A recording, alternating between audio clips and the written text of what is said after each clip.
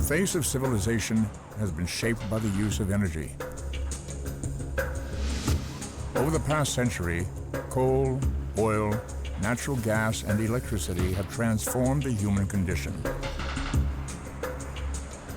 But as the world's population grows and demands increase, the thirst for energy cannot be quenched by fossil fuels alone. Their limited supply and environmental repercussions have sparked a search for something better.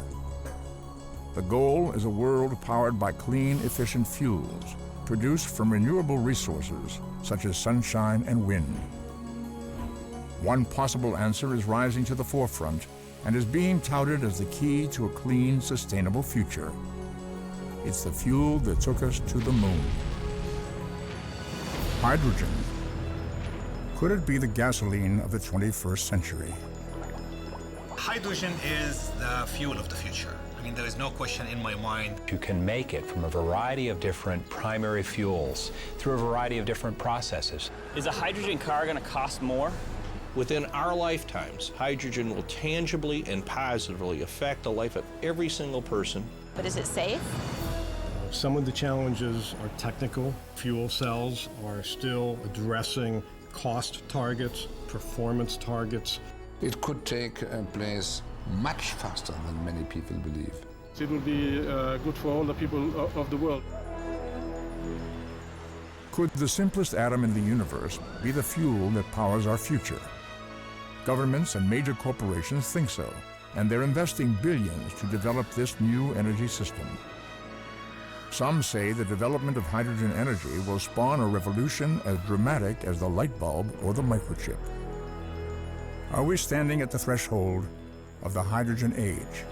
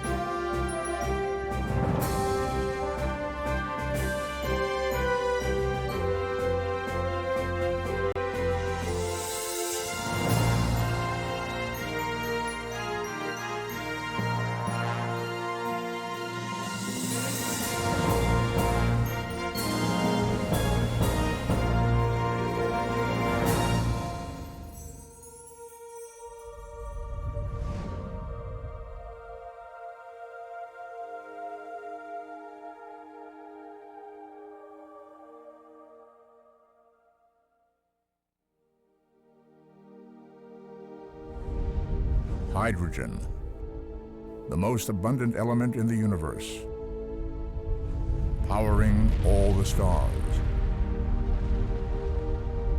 powering our own sun.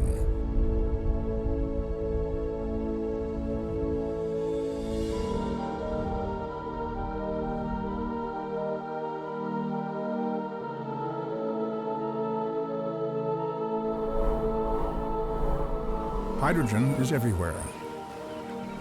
Over 90% of all the atoms in the universe are hydrogen atoms. Combined with oxygen, it forms water.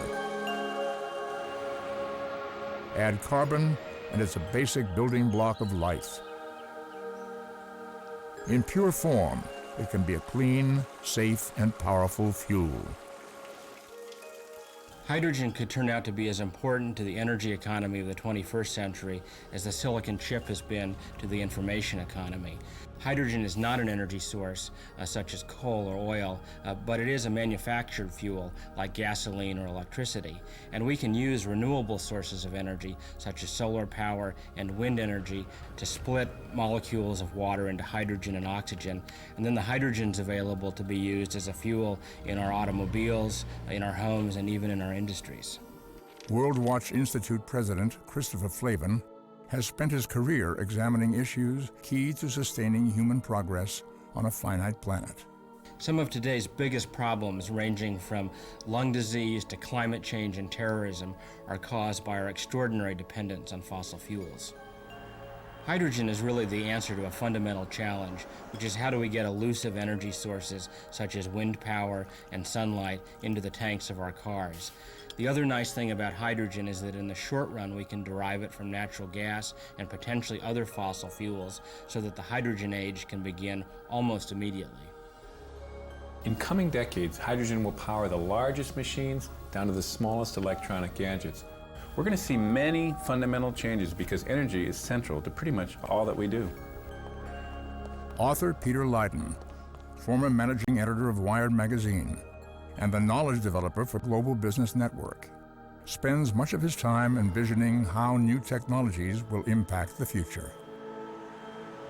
If we were to jump into a time machine and fast forward 50 years, what would our world look like? There's a good chance that most of the technology we own would be powered by hydrogen. We'd be thinking back to this day and age and wondering how we ever survived without it.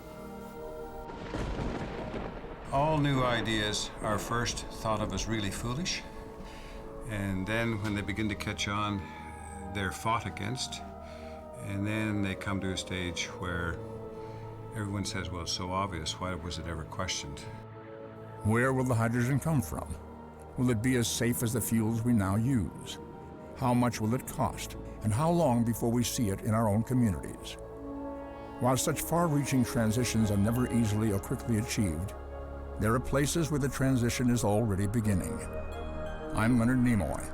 Come with me on a global journey and see how hydrogen energy can be the answer to some of mankind's most fundamental challenges.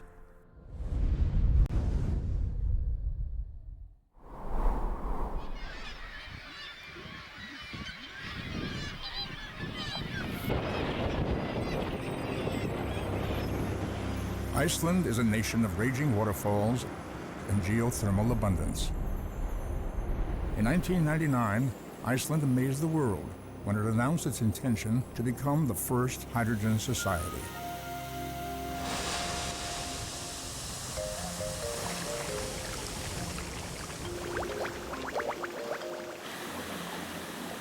Professor Bragi Arnason was the first to recognize the potential of hydrogen energy in Iceland. Having been doing research work on our domestic energy sources for many years, it became clear to me that hydrogen could be a very good solution to replace imported fossil fuel. Professor Arnason has been writing articles about hydrogen and the Hydrogen Society for the last 25 years. And a lot of people argue that he was the crazy professor if you go 25 years back, because people didn't realize or think about this at that stage. And nobody worried about the issues we're worrying about in today's society. We have these cheap energy sources, so we can start the transformation into hydrogen energy today, so that Iceland could be some kind of pilot country to show how the transformation could be done. The Icelandic Minister for Industry and Commerce, Mrs. Valgerður Sverrisdóttir. The possibility of producing hydrogen has double benefit for us. For the first, it saves our foreign currency for importing oil, and secondly, it reduces our greenhouse gas emission. The Icelandic government strongly supports the use of hydrogen. In Iceland, transitioning to hydrogen is a national agenda. Iceland is seen as really a shining star in terms of the policies that they've adopted on hydrogen. One is that it's really woken people up. The support for the hydrogen economy project and the policies that are going into supporting that have been enormous. There are 95% of people are strongly in favor of developing a hydrogen economy in Iceland. You can see in the background we have a little bit of rain coming down, which I foresee is the best thing we can get because it's raining power.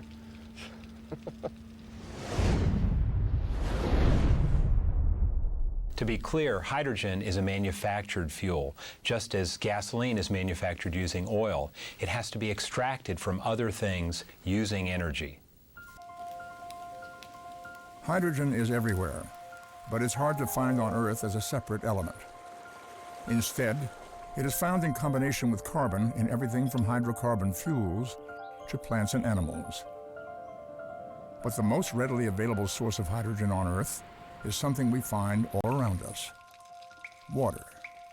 The moisture that falls on the Earth each hour contains enough hydrogen to meet our annual energy needs many times over. And in fact, the technology already exists to split that water using electricity, a process that scientists call electrolysis.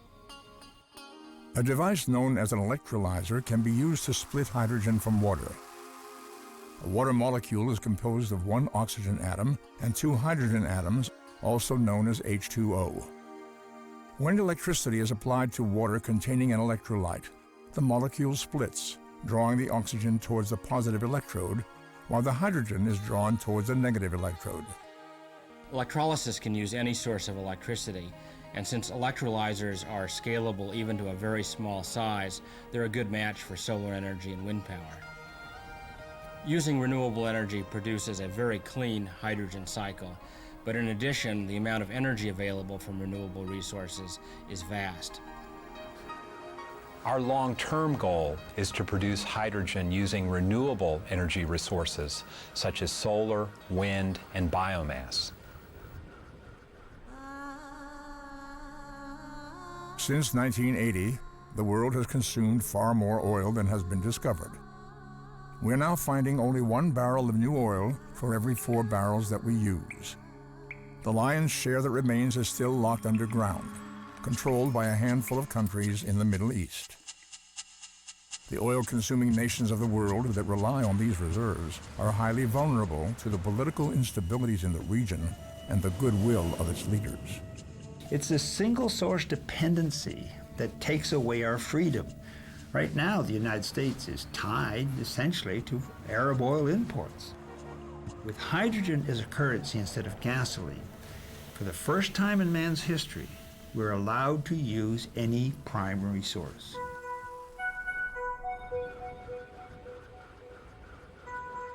Hydrogen offers a significant advantage there in dealing with energy security, because you can get it all the way from renewable sources using the sun and water and wind, geothermal or hydro, or even nuclear for the electricity.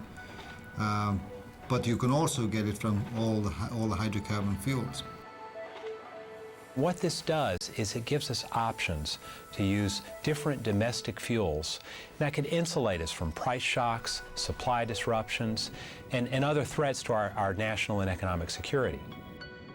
Whether it's fusion, a hydrogen economy, or ideas that we've not yet explored, I think that we need to leapfrog the status quo and prepare for a revolution in how we produce, deliver, and use energy.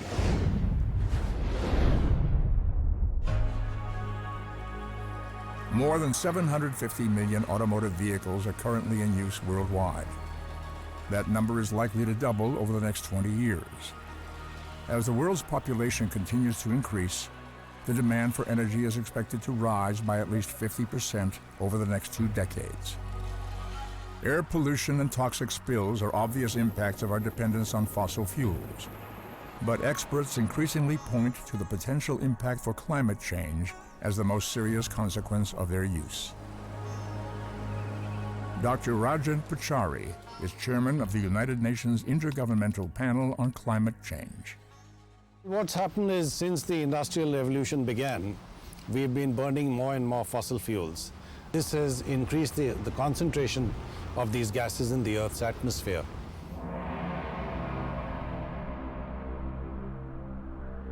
Many scientists believe that the Earth's temperature could rise as much as 5 degrees Celsius in the next 100 years. These temperature increases are expected to cause a rise in sea level and alter local climate conditions. What you would see are some extreme events.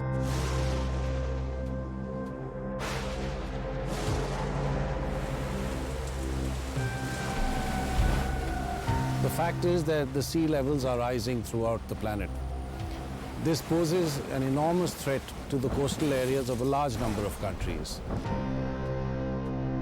Rising temperatures also have the potential to affect forests, crops, human health, and many types of ecosystems.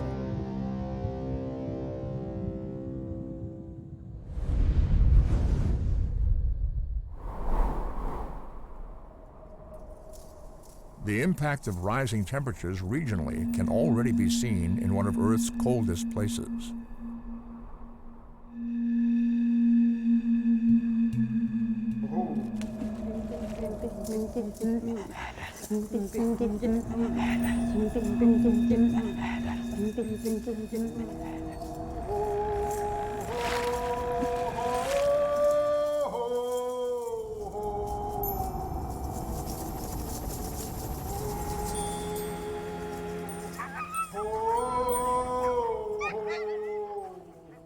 The time on the ice getting shorter and the hot days getting warmer.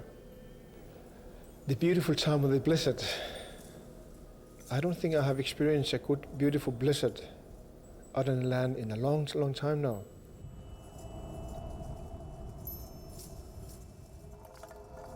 Now we have big storms instead, not blizzard. We've been noticing over the last few years that the sea ice is melting much sooner. Rivers are flowing more because, remember, rivers are fed by the melting ice and melting snow, and now the melting permafrost. You can't fish unless you have the sea ice. And when it breaks up earlier, you can't get to the fish by boat because it's too dangerous. In a worldwide pattern of warming and cooling over the last 100 years, most of the Earth has warmed. Scientists still have much to learn about the effects of increasing concentrations of greenhouse gases, but agree that such increases are likely to accelerate the rate of climate change.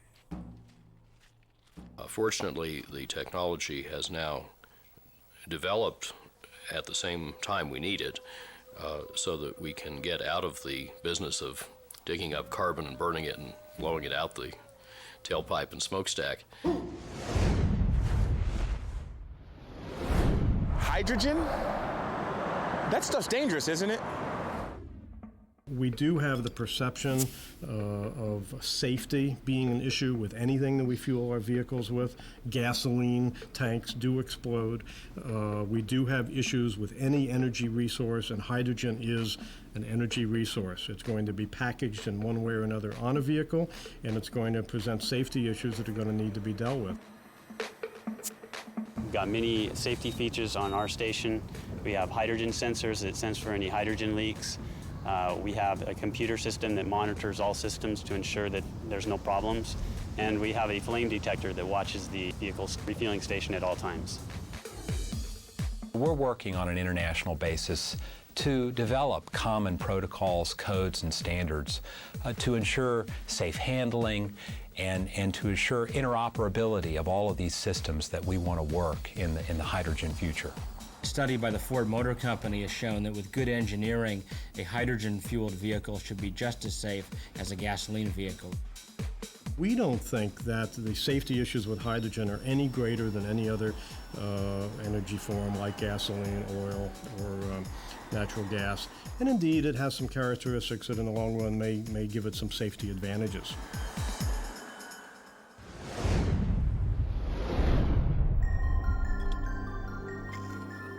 Hydrogen is a highly versatile energy carrier. Like any other fuel, it can be burned, powering a rocket like NASA's Space Shuttle, or an internal combustion engine. BMW and Ford have already developed conventional IC engine cars that run on hydrogen. You can burn hydrogen in an engine similar to what we do today with gasoline or natural gas, but you can also use it in a device called a fuel cell. Today, one of the most popular types of fuel cells is called a PEM, or proton exchange membrane fuel cell. In a PEM fuel cell, as the hydrogen wants to bond with oxygen, it is drawn towards the air on the opposite side of the membrane. However, the membrane allows only the protons to pass through, forcing the electrons to take the long way around. This movement of electrons is what we call electricity. On the other side of the membrane, the hydrogen merges with the oxygen, producing H2O, or water, clean enough to drink. Fuel cells produce electricity very efficiently, and they can easily be used to power cars or trucks, or even buildings or ships. One of the great virtues of hydrogen fuel cells is that They scale almost infinitely to different sizes, everything from hearing aid batteries to portable fuel cells for your cell phone or computer.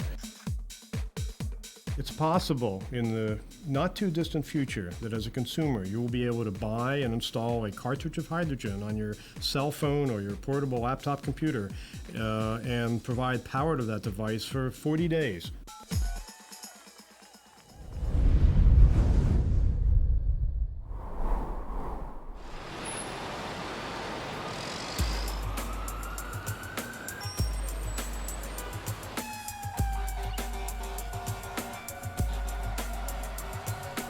At the other end of the scale, fuel cells are being installed to power entire office buildings, completely independent of the power grid.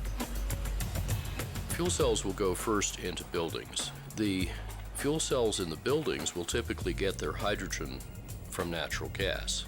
That is already starting to happen. In the heart of New York City, the newest building in Times Square is getting a significant portion of its power requirements from 2 fuel cells installed on site.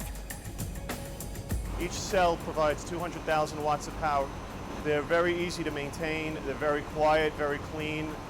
It reduces by 400,000 watts of power what we need to bring in from the outside.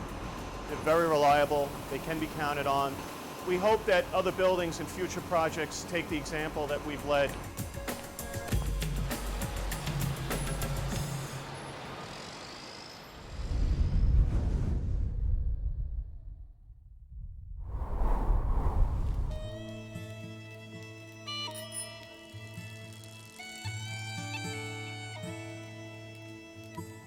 Across the Atlantic, in an English village 25 miles south of London, the same type of fuel cell is serving a far different kind of customer.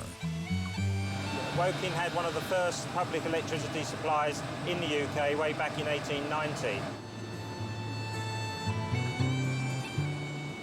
We thought it was about time that we brought the first fuel cell into the UK, and what better place to have it than Woking.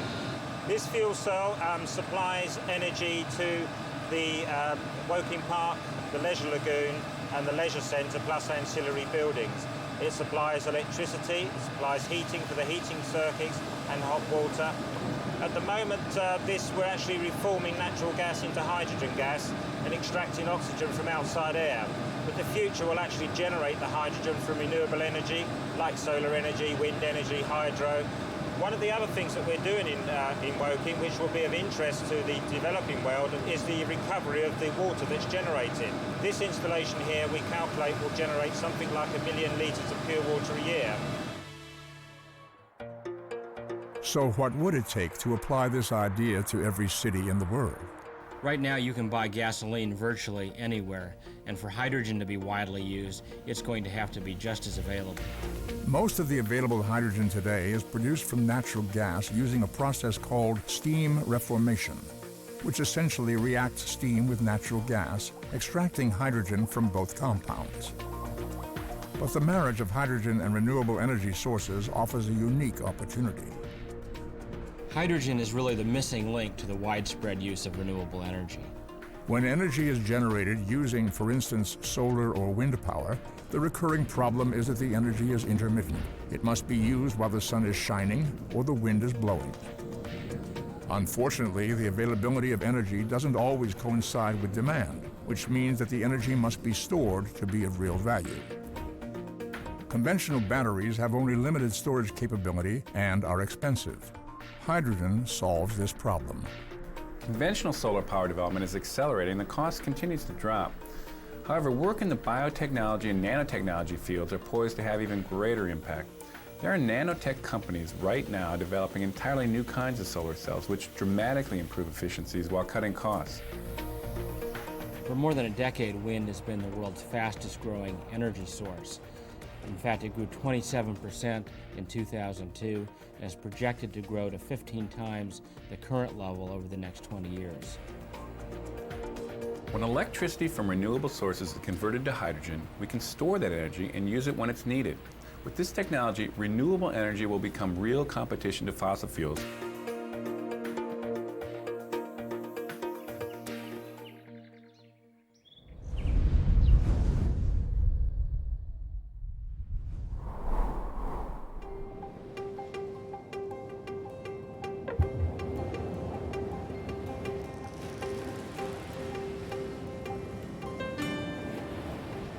Off the coast of Germany in the Baltic Sea, the U-31, a new kind of submarine, is being tested by the German Navy. This submarine is like no other that has ever existed. Its principal propulsion system is a fuel cell running on hydrogen. The fuel cell allows the U-31 to have excellent performance while operating very quietly, making it virtually undetectable when maneuvering below the surface. The U-31 isn't just propelled with hydrogen power. The fuel cell provides electricity for the ship's command and control systems. It also generates fresh water for use by its crew. Fuel cells are very well suited for use in all kinds of ships. They can also be used to power pollution-free train locomotives.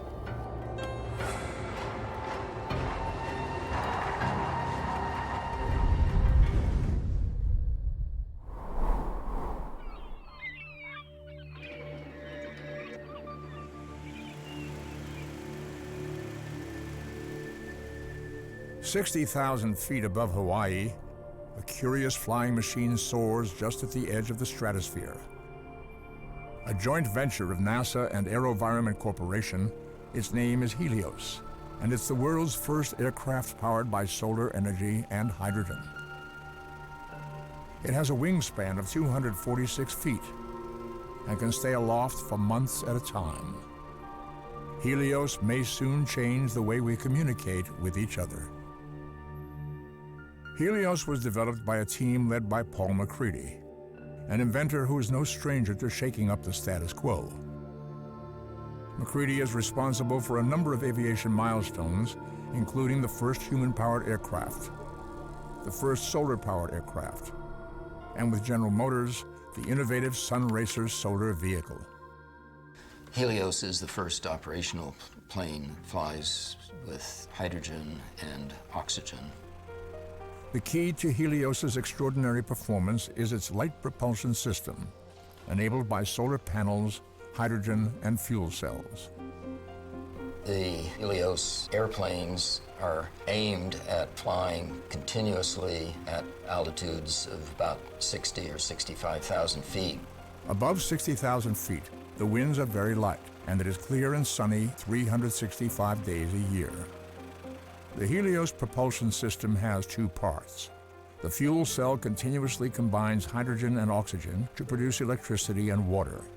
By day, the electrolyzer uses electricity from solar panels on the wings to split the water into yet more hydrogen and oxygen. The loop is closed and can go on almost indefinitely. This lightweight combination of solar panels and fuel cells allows Helios to fly for up to 6 months at a time.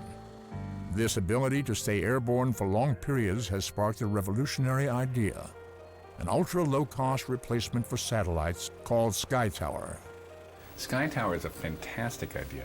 It would be a flying communications hub relaying mobile phone traffic and broadband internet to everyone under its footprint. Imagine such a craft flying in circles over a major geographical area, delivering broadband communications to everyone below. Another capability will particularly benefit developing countries. With SkyTower, such countries may never need to develop a traditional communications grid. High-speed internet and mobile phone service will become available to everyone and at very low cost. It really could shrink the digital divide. Helios is a preview of even bigger things to come in aviation. There are several advantages to hydrogen as an aviation fuel. First of all, it weighs 1/3 the weight of conventional jet fuel, and therefore the range of the aircraft is extended, and it burns without pollution. Already on the drawing boards are new generations of commercial and military aircraft that will have engines fueled by hydrogen. Aviation presents its own unique set of technical challenges. Because of this, it will probably take longer for hydrogen to be adopted in a major way.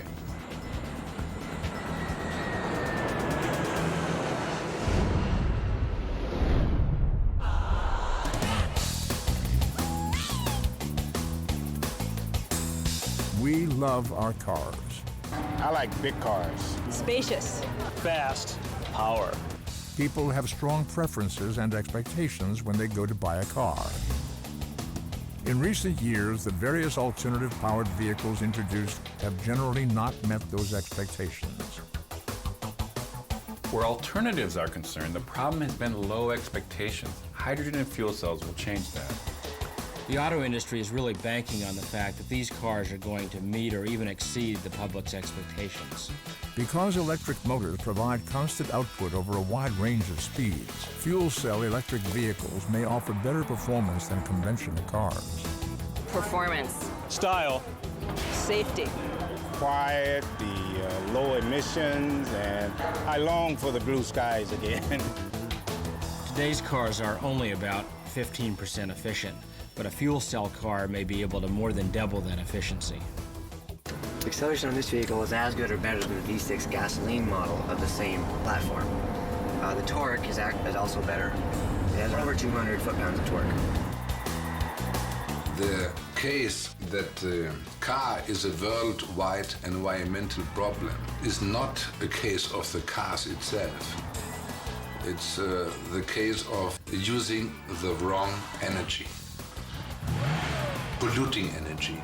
There are 60 vehicle models of one vintage or another that have already been either produced or under development.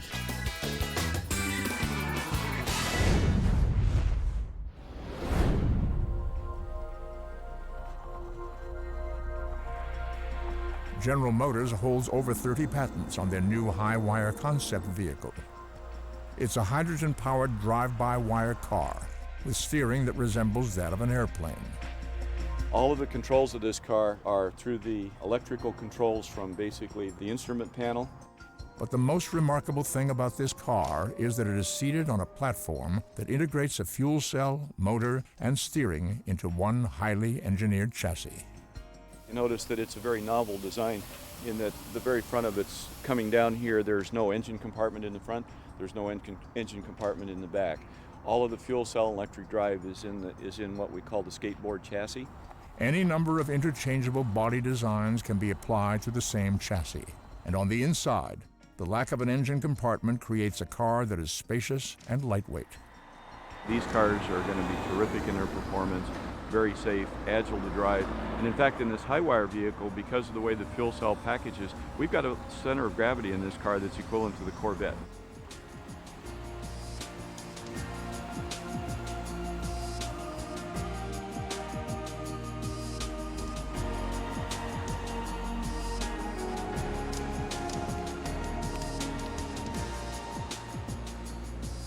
Different from many of the alternative cars we've seen in the last decades, this one has a definite plus. It looks good. We have to make them cost competitive, and that's our goal, and we have to do it as we introduce them into the marketplace. We don't expect our consumers to pay a premium. We have to make it cost competitive with what's out there today.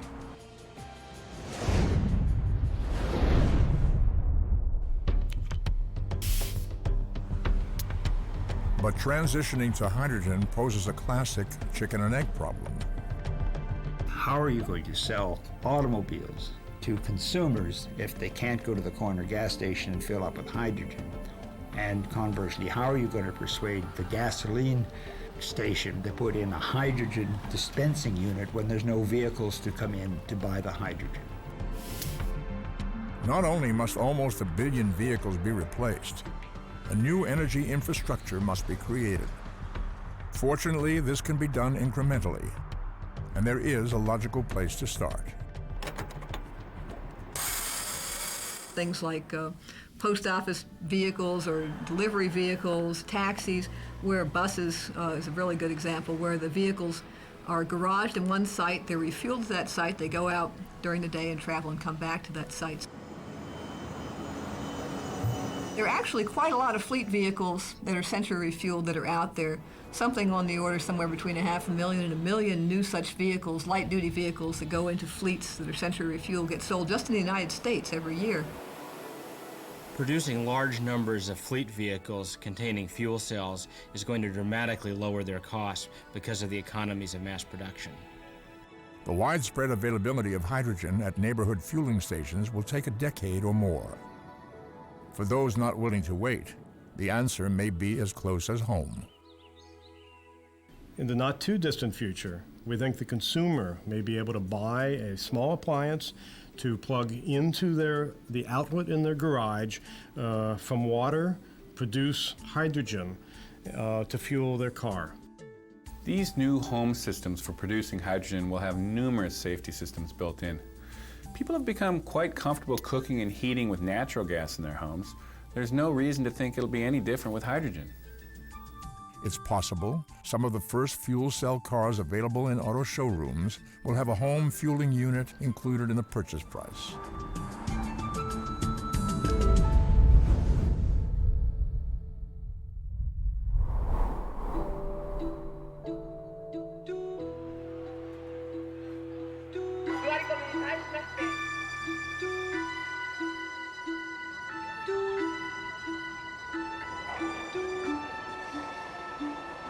Japan has long been one of the world's leading innovators in the application of technology. The Japanese are already positioning themselves to be a key player in the transition to hydrogen energy. Japan's World Energy Network project is a framework designed to support the development of hydrogen as a replacement for fossil fuels. It will be very helpful for Japan to be able to produce its own fuel. Hydrogen will make this possible. At the moment, the government is strongly encouraging the development of fuel cells and other critical technologies. The Japanese auto industry has made a massive investment in research and development. Companies like Honda, Toyota, Mazda, and Nissan are moving ahead with their commercialization strategy for their fuel cell cars. Around 2010, we expect to begin full implementation of the hydrogen fueling infrastructure. The hydrogen vehicles will be seen commonly on our streets. Just now, we are locating some hydrogen fueling stations around Japan. There are already 5 in Tokyo. This will help Japanese people to become familiar and comfortable with hydrogen as a fuel.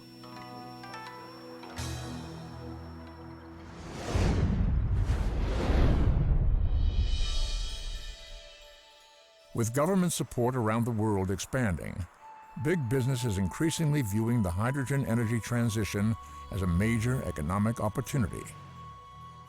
Peter Leiden, in his work at Global Business Network, helps large corporations see emerging opportunities down the road. So the fact that major oil companies are committing to hydrogen is perhaps the clearest indicator that the transition is underway.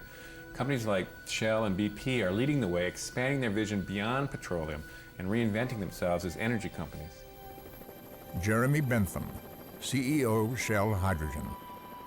Shell Hydrogen's purpose is to bring a new and important thread into the overall energy mix.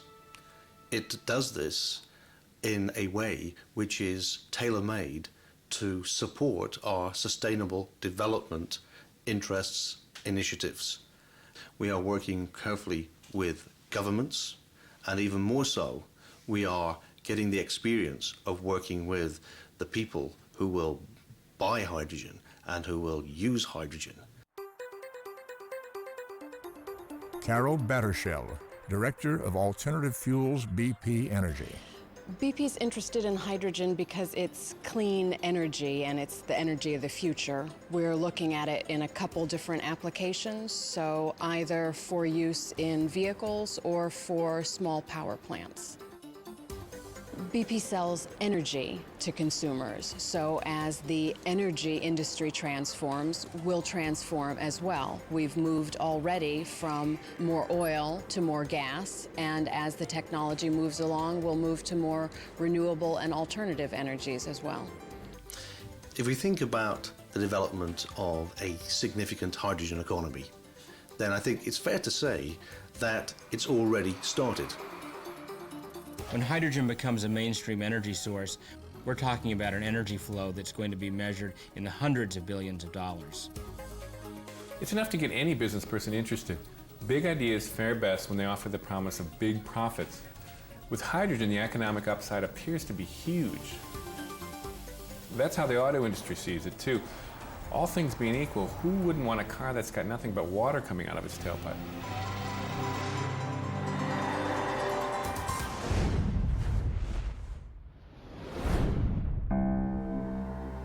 August of 2003, a massive blackout in the northeastern United States left nearly 50 million people without electricity. Outage hit New York City shortly after 4 o'clock this afternoon. A month later, the same thing happened in Italy, leaving almost the entire country without power. As our energy demands expand, the old system appears less and less able to cope. 98 or 99% of our power failures originate in the grid, almost all of those at the distribution level. So if you want reliable and affordable power supplies delivered to the customer, you have to make the power at or near where the customers are. Experts say that the centralized architecture of the electrical grid is one of the U.S.'s biggest vulnerabilities. The risk to our power grid has to be taken seriously. Fuel cells can help us create a more decentralized system that is going to be less vulnerable to breakdowns caused by human error, storms, and even terrorism. The general trend of decentralizing the electricity business, moving the power plant from the remote central station hundreds of miles away to your basement, backyard, rooftop, and driveway, that all is a perfect fit to fuel cells and the hydrogen economy. The grand vision is to replace every car with one that is hydrogen-powered. But when you consider the increasing challenges faced by the electric power industry, the vision could become even grander. Within each car is a small fuel cell power plant that cleanly and efficiently converts hydrogen into electricity. This has sparked a revolutionary idea. With essentially millions of mini power plants driving around the streets, Dr. Geoffrey B, a fuel cell pioneer, was one of the first to ask a bold question. Is there a way to harness this massive generating power? 4% of the vehicles in California represent more generating capacity than the entire stationary capacity of California. I mean, that means you've got 25 times the generating capacity of California running around on the streets.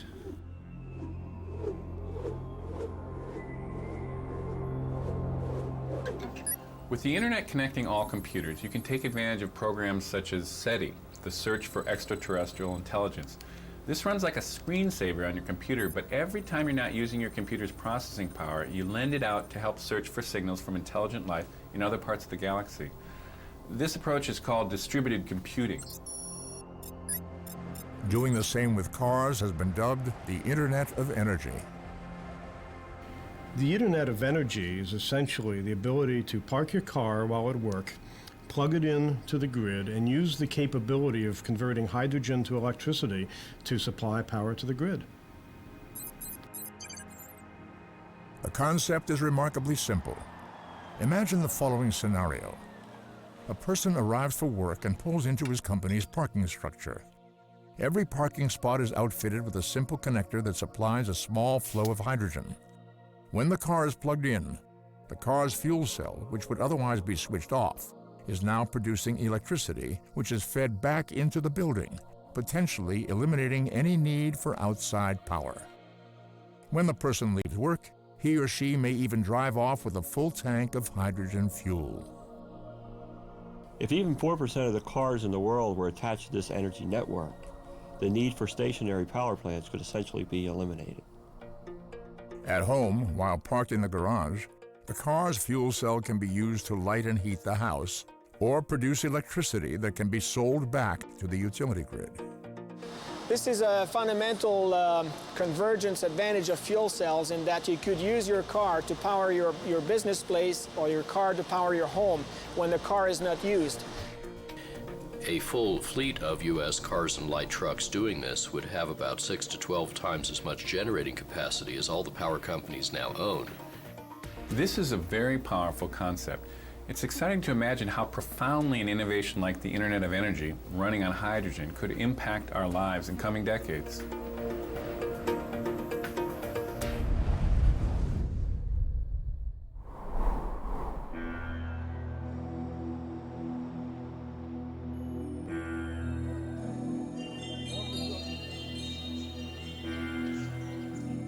China has a population of more than 1.3 billion people. Over the past decade, the unprecedented growth in China's industrial output has greatly increased the demand for new sources of energy. Coal has long been the primary fuel driving China's economy. You can't run the world's second or third biggest economy for long on 1920s vintage Pittsburgh-like coal technology. China's leadership realized this and in 1996 reversed energy policy to go away from coal and toward efficient use, renewables, natural gas, and hydrogen. This is happening so fast that China is responsible for 4/5 of the 7% drop in world coal burning since '96. China's roads and highways are expanding at an amazing rate. Roughly 40,000 kilometers of new roads are being built each year. And on top of that, Chinese consumers are projected to buy more than twice as many cars this year as they did just 2 years ago. In a cooperative venture with General Motors, Dr. Geoffrey B and his team at Pan Asian Technical Auto Center have built the Phoenix fuel cell prototype. Chinese leadership also seems to have a strong desire, which I think is wonderful, to leapfrog right over the West in areas like direct hydrogen fuel cell vehicles. With its superior ability to mass produce, it's very likely that China will become a major player in the coming hydrogen economy. Dr. Mao Zongqiang is professor of engineering at Tsinghua University in Beijing. We have the government support from policymakers. We have many scientists and engineers and also some business people working together to develop the hydrogen. Over the long term, maybe 30 or 40 years, the hydrogen can give China a large part of the energy it will need. I think hydrogen will make life better for the Chinese people.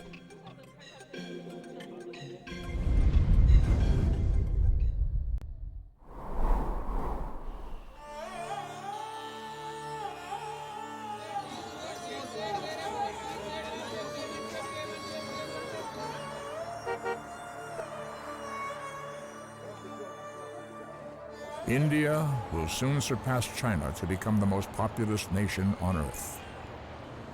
It's a place of troubling contradictions. While it has nearly 300 million citizens living a modern middle-class lifestyle, almost 3 times that many struggle every day for survival. More than half the population has no access to clean water or electricity. Hydrogen is seen as a possible solution to many of these problems. Dr. Krishna Sapru. There are enormous challenges. There is a tremendous scarcity of energy. Electricity, transportation fuel. India is spending a very large percentage of its foreign reserves to import energy. In a country faced with economic and environmental uncertainty, finding workable alternatives to fossil fuels is essential. India has a vigorous renewable energy program. We have something like 13 to 1400 megawatts of wind capacity already installed. We have a fairly thriving photovoltaics industry. We have a lot of biogas plants which use animal and agricultural residue. The father of the Indian nation, Mahatma Gandhi, said that development in his country should start with the village. If you can develop decentralized technologies for producing and using hydrogen, then it changes the lives of the dispossessed, the underprivileged, in a remarkable way in every part of this globe. In developing world, hydrogen means availability of energy, which means freedom, mobility, clean air, education, healthcare, jobs, sustainability.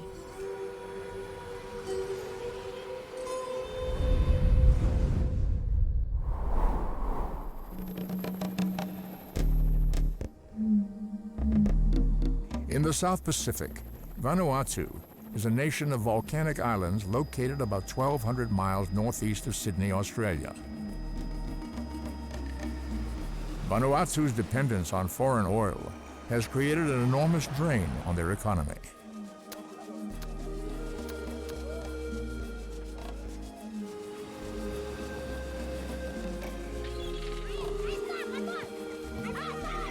Prime Minister Edouard Natape. When you look at it, 80% of the population live in the rural areas. In most cases, because there's no electricity, there are no telephones in the rural areas. So communication is very important, and we feel that if we develop the geothermal energy and produce hydrogen fuel, it will ensure that our students are in a position to study at night and come up with better results. Also in the health centers, there are some drugs or medicine that need to be stored in a cool storage. That we cannot do right now. Vanuatu has almost no exports. Added to that, more than 90% of their export revenue goes towards oil purchases, a trade imbalance that cannot be sustained. Nevertheless, this little group of islands represents a prime example of how the tables could turn.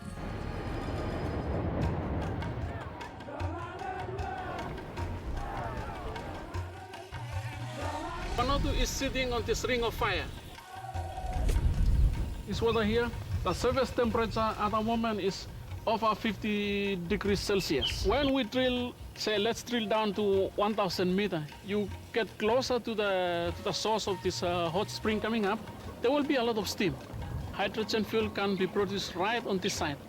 It can be produced right on this side, and this hydrogen fuel can be sold to other countries to get more money for the country. That's what we want the country to develop. The switch from an oil-dependent economy to a hydrogen-dependent economy would enable them to use their own resources to produce hydrogen. Vanuatu possesses so much geothermal energy potential that it could easily produce all the hydrogen it needs and even become an energy exporter. This plan of having hydrogen fuel produced within the country, it is something that brings me joy. I feel that, yes, I'm really doing something for my nation. I'm really doing something for my country. Not just working and getting paid, but I'm doing something for my nation. I'm very, very happy about it.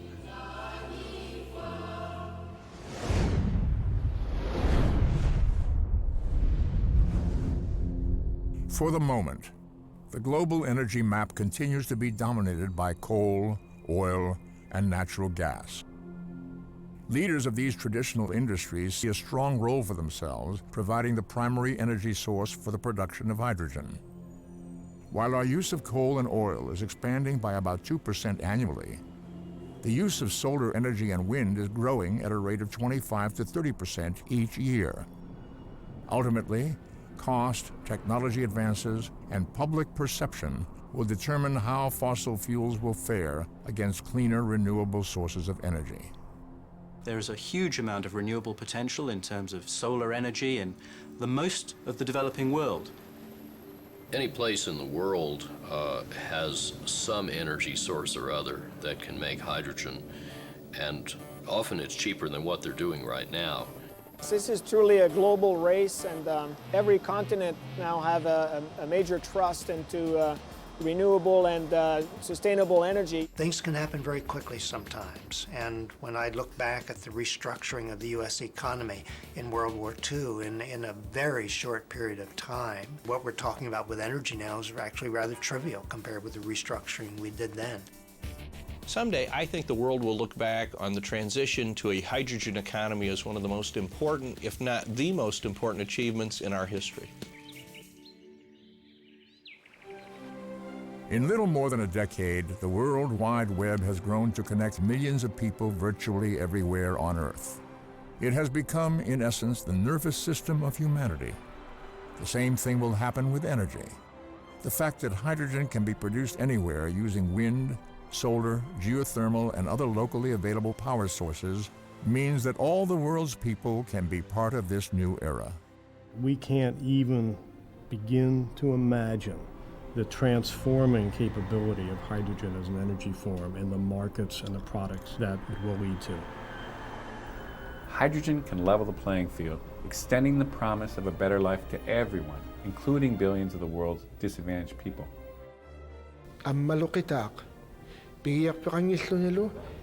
The circle which has no beginning, no ending, in which we all belong. What it means that you and I, we're going to work together. Hydrogen has the potential to create a better world. A hydrogen-powered economy is going to be more stable and peaceful than today's world. Clean, inexhaustible hydrogen energy can meet virtually all of mankind's energy needs. I'm Leonard Nimoy. The sun is rising on the hydrogen age.